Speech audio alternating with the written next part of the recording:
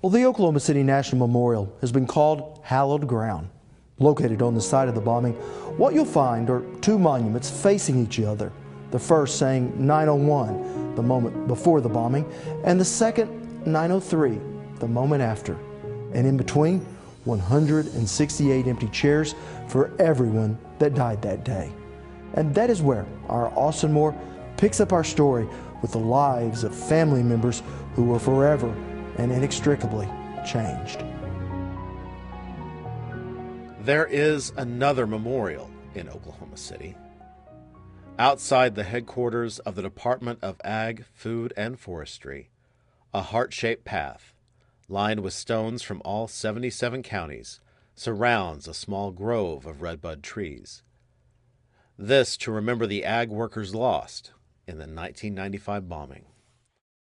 Peggy was my youngest daughter, and was always, from the time that she was 6 years old, she said she was going to be a veterinarian, and she never changed her mind. She was very active, and she went to 4-H, then of course into FFA, and showed cattle.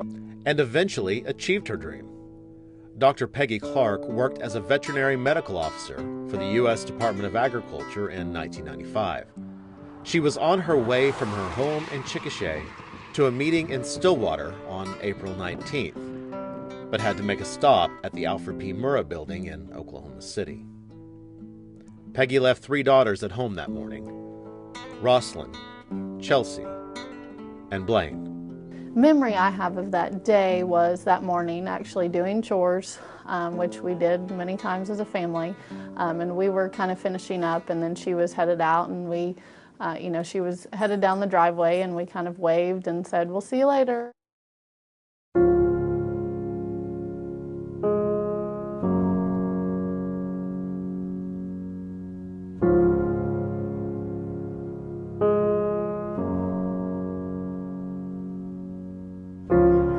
We spoke with Peggy's oldest daughter, Rosalind Spencer Biggs, at the Oklahoma Youth Expo, an event reminiscent of the way her day started on April 19th, 1995. On that day, actually, I was at an FFA event, an FFA judging contest, and our ag teachers told us, what had happened that morning, and tried to call through. The numbers weren't working, of course. And they quickly gathered everybody up and headed back to Chickasha. From there, the waiting began. The family glued to media coverage, looking for signs of hope, something they found in the footage of a close colleague being rescued. We saw Dr. Espy, who was coming down the ladder, and so that gave us a lot of hope that if where he was in the building was safe, that she would be safe as well, but that was unfortunately not the case. Peggy was in the lower floors at the time of the explosion. It came to a point that we thought if she was, where you realize that it had been too many days probably for someone to still be alive, but it still took several weeks before they actually found her. So we had gone back to school and kind of started, because you didn't have much option. I mean, that's what you had to do. So life moved on, but the void remained for these 3 young women. She was very, very intelligent, very, very smart, very funny, would do anything in the world for us. A void their father, David, worked hard to fill. Our father did a great job raising 3 girls by himself. Now I look back and think, wow, he could be in the loony bin after raising 3 girls. But he didn't do it alone.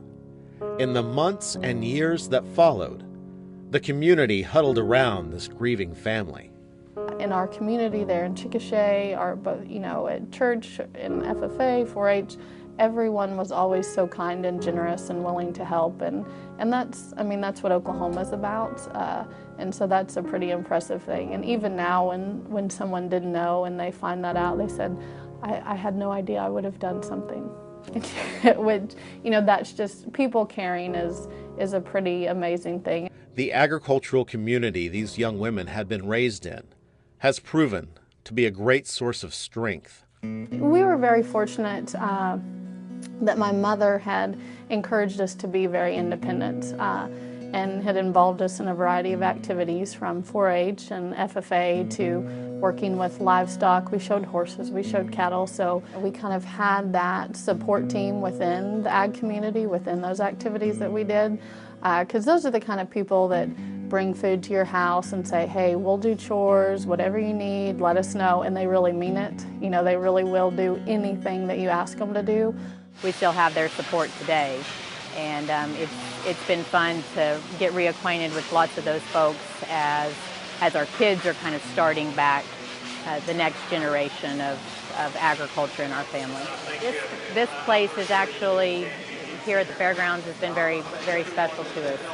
It's where we showed some of our first national horse shows. It was a time where we came together as a family, you know, showing, and we showed lots of different types of animals, but really brought us together, and it was a real family activity and a family focus. When I missed Peg the most was the special occasion. All of the girls were valedictorians in their classes. We've had the weddings and then the grandbabies, and that is when you miss her the most.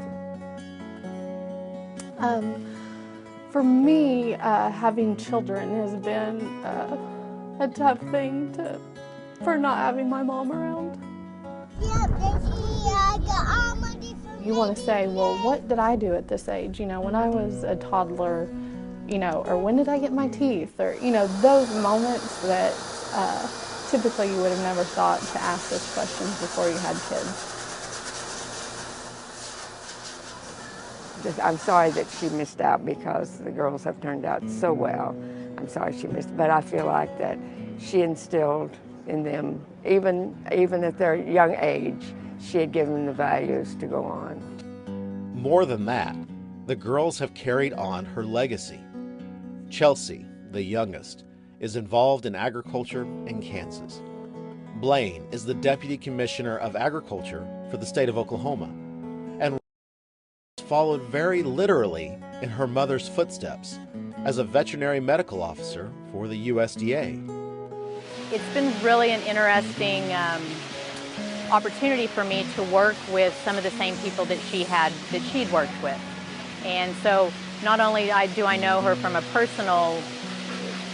my personal experiences, but through them I get to see what she was like professionally.